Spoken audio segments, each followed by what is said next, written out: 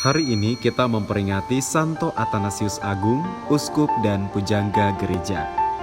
Pembela terbesar ajaran gereja Katolik tentang Tritunggal Maha Kudus dan misteri penjelmaan sabda menjadi manusia ialah Santo Athanasius, uskup Alexandria, Mesir. Athanasius lahir di Alexandria kurang lebih pada tahun 297 dan meninggal dunia pada tanggal 2 Mei 373. Beliau dikenal sebagai Bapak Ortodoksi karena perjuangannya yang besar dalam menentang ajaran-ajaran sesat yang berkembang pada masa itu.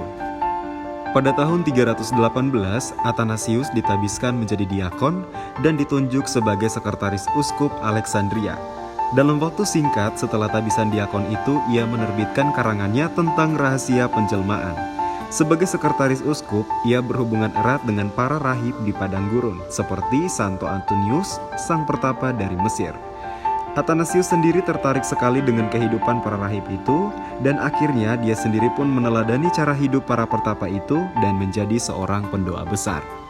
Menanggapi aliran sesat Arianisme, Athanasius bersama uskupnya pergi menghadiri konsili Nikea Konstantinopel yang diprakarsai oleh Kaisar Konstantinus.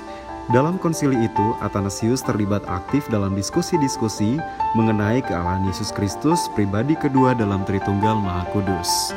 Sekembalinya dari konsili itu, peranan Athanasius semakin terasa penting, terutama setelah meninggalnya uskup Alexander 6 bulan kemudian. Sebagai pengganti uskup Alexander, Athanasius dipilih menjadi uskup Alexandria. Dalam tugasnya sebagai uskup, Athanasius mengunjungi seluruh wilayah keuskupannya, termasuk pertapaan-pertapaan para rahib. Ia mengangkat seorang uskup untuk wilayah Ethiopia. Ia kemudian memimpin keuskupannya selama 45 tahun. Pada masa kepemimpinannya, Arianisme mulai timbul lagi di Mesir. Dengan tegas, Athanasius menentang Arianisme itu. Ia banyak menghadapi tantangan. Sebanyak 5 kali ia terpaksa melarikan diri untuk menyelamatkan diri dari kepungan musuh-musuhnya. Athanasius dikenal sebagai seorang uskup yang banyak menulis. Dengan tulisan-tulisannya, ia berusaha menerangkan dan membela ajaran iman yang benar. Ia meninggal dunia pada tanggal 2 Mei tahun 373.